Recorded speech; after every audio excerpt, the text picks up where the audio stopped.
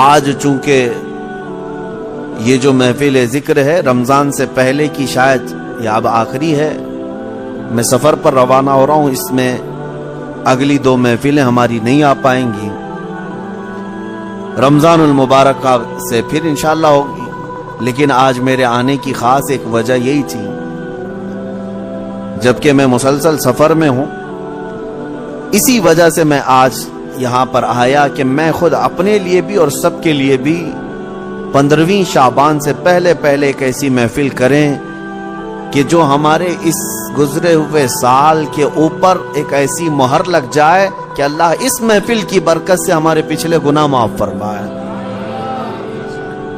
عزیزان گرامی وقار، میں بس مختصر سی بات عرض کروں گا۔ اللہ نے قرآن میں فرمایا ہے، دوڑو اللہ کی طرف، ففروا الی اللہ، اللہ کی طرف دوڑے آ جاؤ، سابقوا الی الخیرات، نیکیوں کی طرف دوڑ بھاگ کرو، جتنا ہو سکے بھاگو۔ صحابہ کرام رضوان اللہ تعالی علیہم اجمعین میں اس بات کا تو کمپٹیشن ہوتا تھا، وہ نیکیوں میں سبقت لے جانے کے لیے ایک دوسرے کے آگے بڑھنے کی کتنی تمنائیں کرتے، اور یہاں ہم کن چیزوں میں آگے بڑھنے کی ہوڑ لگی ہے دنیا میں، باقی نیکیوں کی طرف کتنے لوگ دوڑتے ہیں وہ سب کو پتہ ہے۔ اکثر کو تو یہ چاہیے کہ مجھے سب سے پیچھے والی جگہ ملے، نہیں، سب سے آگے بڑھنے کی تمنا کیوں نہیں ہے؟ سیدنا ابوبکر صدیق اور حضرت عمر فاروق رضی اللہ تعالیٰ عنہ کا معمول یہ تھا کہ حضرت عمر کہتے ہیں میں ڈھونڈ کر کے مدینے میں کچھ ایسی نیکی کرنا چاہتا تھا جو ابوبکر نہیں کرتے، کہیں پر بھی ان کے برابر ہو جاؤں یا ان سے آگے بڑھ جاؤں۔ بڑی مشکل سے حضرت عمر کو ایک گھر ملا، ایک بوڑھی عورت جس کا کوئی نہیں رہتا تھا۔ حضرت عمر نے طے کر لیا کہ اس کے بیوہ عورت ہے، اس کے گھر کا سارا کام میں کر دوں گا، کسی کو پتہ بھی نہ چلے، نیکی کا کام ہے۔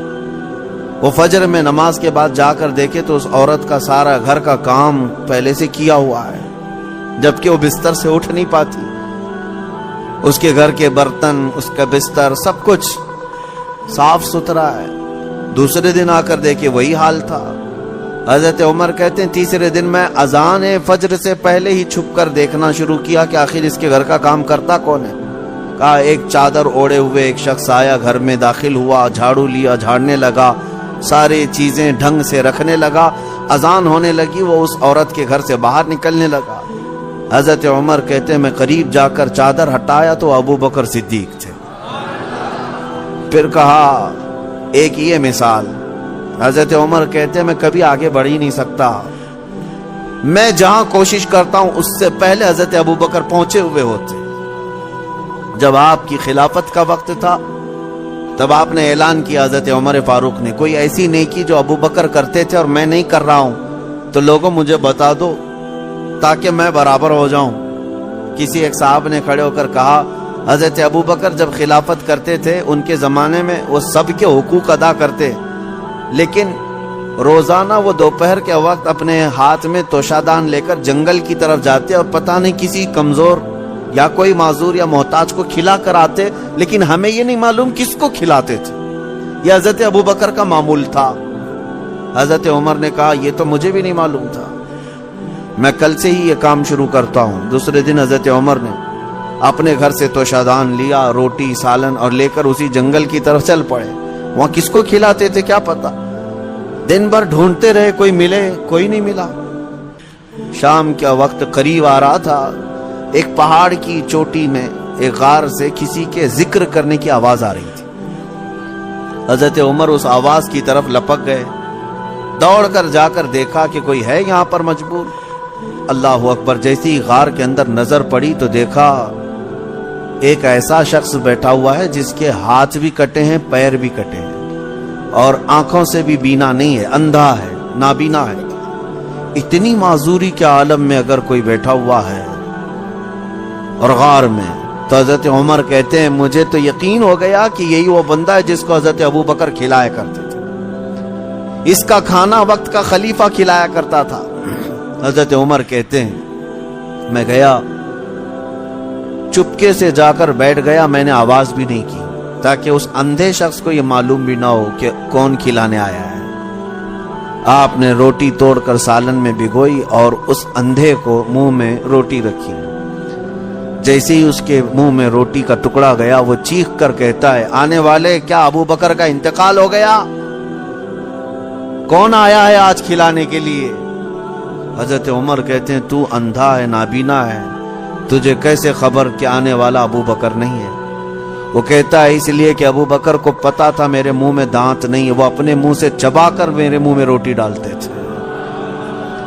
आज तूने पूरी रोटी उठाकर डाली तो मुझे समझ में आ गया कि आने वाला अबू बकर नहीं है, कोई और आया है। हजरत उमर की आंखों से आंसू आए, बाहर निकल कर कहते हैं, कसम रब्बे जुल जलाल की है अबू बकर, आपसे एक कदम भी मैं आगे नहीं बढ़ सकता। लेकिन थी तो दौड़, साबिकु इलल खैरात, जिसको अल्लाह ने फरमाया, यानी नेकियों की तरफ भागो, दौड़ो। आपके अंदर यह मुकाबला आराई अगर आ जाए, जिसको हेल्थी कंपटीशन कहा जाता है, इसमें हसद नहीं है, और अगर इसमें हसद भी हो तो नेकियों में है। रश्क जिसको कहते हैं, जिसको फरमाया गया हसद एक जगह जायज है, वो इल्म है, यानी इसको इतना इल्म है तो मैं और इल्म हासिल करूं। अगर कोई 2 रकात नमाज पढ़ रहा है तो आपके अंदर इस बात की तमन्ना जागनी चाहिए, मैं 4 पढ़ूं। नेकियों में दौड़ लगाओ। और आपको पता है, सदका दिखाकर देना अफजल है कि छुपा कर देना अफजल है? सबको पता है छुपा कर देना अफजल है, नहीं, लेकिन ज़कात दिखाकर देना अफजल है। ज़कात को छुपा कर नहीं, दिखाकर देना अफजल है। क्यों? तुम जितना बांट रहे हो, दूसरों को भी तरगीब हो, उससे ज्यादा वो खैरात करेगा। इसीलिए नहीं कि अपने दयालु होने का जिक्र करे कि मैं बहुत ज्यादा दानी हूं, मैं बहुत ज्यादा लोगों पर लुटाने वाला हूं, फैयाज हूं, सखी, इस नीयत से नहीं, बल्कि अगर 500 की नोट निकाल करके दिया तो इधर उधर जो लोग बैठे हैं उनके दिलों में ये शौक पैदा हो कि मैं 1000 दूं, क्योंकि इंसान की फितरत है, वो मुकाबला करता है, और ऐसे में मुकाबला करे तो बहुत अच्छी चीज है, ये कंपटीशन अच्छा है।